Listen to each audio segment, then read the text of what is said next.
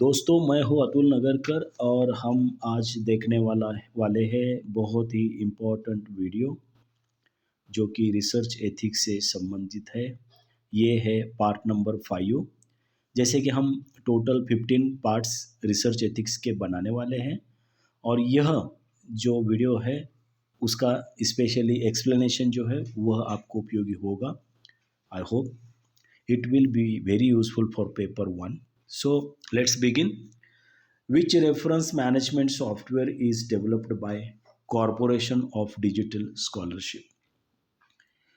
नीचे कुछ चार सॉफ्टवेयर्स दिए हैं, उसमें से एक सॉफ्टवेयर ऐसा है जो कॉरपोरेशन ऑफ डिजिटल स्कॉलरशिप इन्होंने यह रेफरेंस मैनेजमेंट सॉफ्टवेयर डेवलप किया है।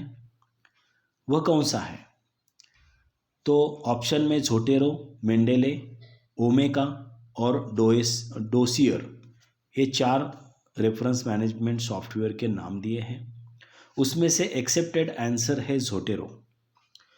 तो झोटेरो यह जो ओपन सोर्स सॉफ्टवेयर है जो कि रेफरेंस मैनेजमेंट सॉफ्टवेयर कहलाता है, वह सॉफ्टवेयर यूनाइटेड स्टेट्स यानी अमेरिका में वर्जीनिया इस शहर में वियन्ना में यह जो कॉरपोरेशन ऑफ डिजिटल स्कॉलरशिप यह संस्था है वहाँ यह डेवलप किया गया है। तो हमें याद रखना है वियन्ना यूनाइटेड स्टेट्स, झोटेरो जो सॉफ्टवेयर का नाम है और वह कॉरपोरेशन ऑफ डिजिटल स्कॉलरशिप यह जो नाम है संस्था का, यह हमें याद रखना है। तो correct answer is झोटेरो।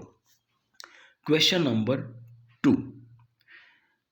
citation means that a particular paper has been। तो साइटेशन का मीनिंग उन्होंने दिया है। नीचे कुछ चार ऑप्शंस दिए हैं।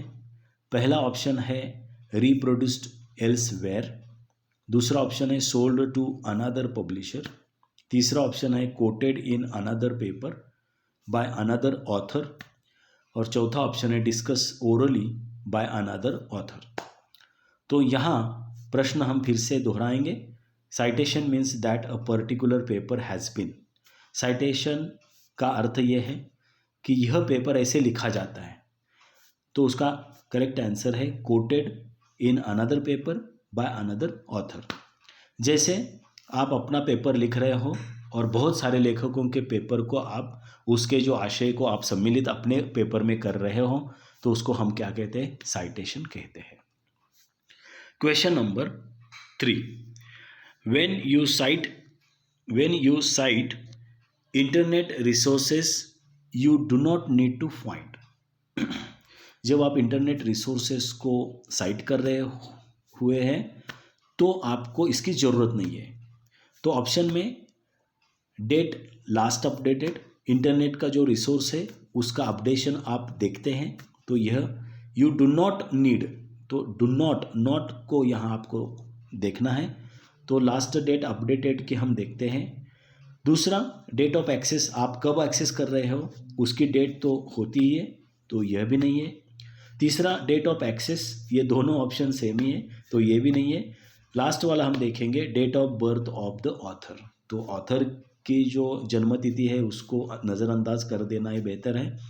इस वजह से यह do not need to find, इसकी कोई ज़रूरत नहीं है, ऐसा है। तो accepted answer is date of birth of the author. Question number 4। when you use quotations we should। तो जब आप कोटेशन का उपयोग अपने पेपर में करते हो या आर्टिकल में करते हो तब वी शुड ये करना है। क्या करना है? मैं डायरेक्ट आंसर की ओर जाता हूँ। Accepted answer is place the exact words of an author in inverted commas and supply a citation with a page number। तो जैसे आप दूसरों का कोटेशन ले रहे हैं तो आप उस कोटेशन को एग्जैक्ट वर्ड में लिखेंगे आपके पेपर में और उसको इन्वर्टेड कॉमा में लिखेंगे, पहली बात। दूसरी बात, supply A citation with a page number, तो साइटेशन में पेज नंबर भी उसका आना चाहिए। तो यह एक्सेप्टेड आंसर है। Question number 5। Reference list includes, तो रेफरेंस लिस्ट में क्या इंक्लूड होता है? तो मैं सीधे करेक्ट आंसर की ओर जाता हूँ। The full biographic details of all sources that are being referenced. तो बिब्लियोग्राफी के सारे डिटेल आपको वहाँ रेफरेंस में देने हैं, जिसका उस सोर्स का रेफरेंस आपने लिया है। Bibliographic details, full bibliographic details of all sources that are being referenced, यह आंसर है। Question number 6, the bibliography is the chief calls or form of reference and information access tools। तो क्या कहता है हिंदी में देखेंगे, the bibliography is the chief calls और form of reference and information access tools. तो बिब्लियोग्राफी एक ऐसा मेन फॉर्म है, मुख्य फॉर्म है, जो कि रेफरेंस एंड इंफॉर्मेशन एक्सेस का टूल है। तो बिल्कुल ठीक है, और इस वजह से आंसर इज ट्रू। तो बिब्लियोग्राफी के जरिए ही हम उस किताब तक या उस सोर्स तक पहुंच सकते हैं, इस वजह से ये वाक्य ट्रू है।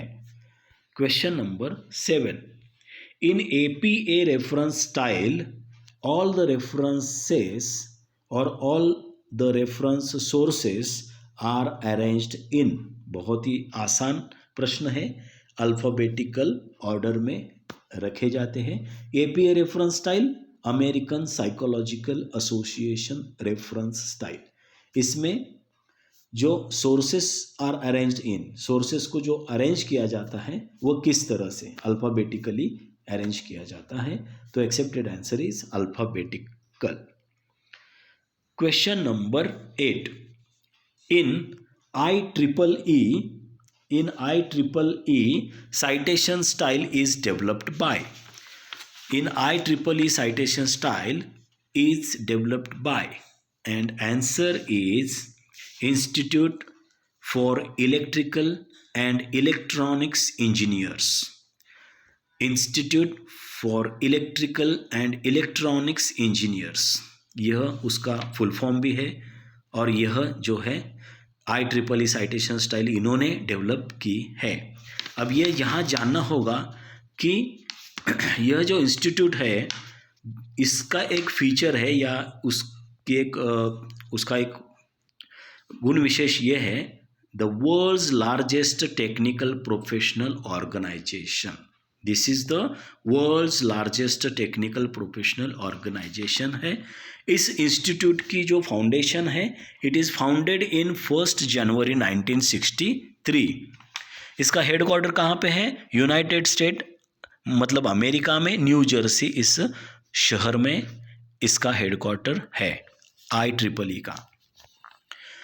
नेक्स्ट क्वेश्चन देखेंगे, question number 9, Zotero is released under which licence. बहुत ही अच्छा प्रश्न यहाँ उन्होंने पूछा है। Zotero is release under which licence, Zotero को कौन से लाइसेंस के अंडर रिलीज किया गया है? और एक्सेप्टेड आंसर है AGPL V3। अब आप कहेंगे ये तो ठीक है, AGPL V3, V3 का मतलब क्या है? वर्जन 3। V3 का मतलब क्या है? वर्जन 3। AGPL का मतलब क्या है? Affero general public licence, Affero general public licence ये है। अगर हम इस लाइसेंस के बारे में कभी कहीं भी देखेंगे तो यह पूरा ऐसे लिखा जाता है जैसे GNU AGPL V3, लेकिन ऑप्शन में उन्होंने AGPL V3 दिया है, इस वजह से ये करेक्ट आंसर है। इसके अलावा अगर ये GNU AGPL V3 भी लिखते तो वह करेक्ट आंसर हो जाता। यह ध्यान में रखने योग्य बात है। अगला प्रश्न है, और जो कि लास्ट प्रश्न है, बहुत ही इंपॉर्टेंट ये वीडियो है। Zotero is paid reference management software. तो यह तो वाक्य गलत है, इस वजह से एक्सेप्टेड आंसर इज फॉल्स। कैसे गलत है हम देखेंगे। जैसे Zotero is paid reference management software. Is it paid? No, it is free. It is free and open source software है, इस वजह से वाक्य गलत है. हाँ, अगर उन्होंने Zotero is free reference management software लिख दे तो यह वाक्य ट्रू हो जाता, लेकिन उन्होंने लिखा है पेड रेफरेंस मैनेजमेंट, इस वजह से ये accepted answer is false. I hope आपको ये वीडियो अच्छा लगा होगा. फिर मिलेंगे पार्ट 6 में नेक्स्ट वीडियो में. Thank you.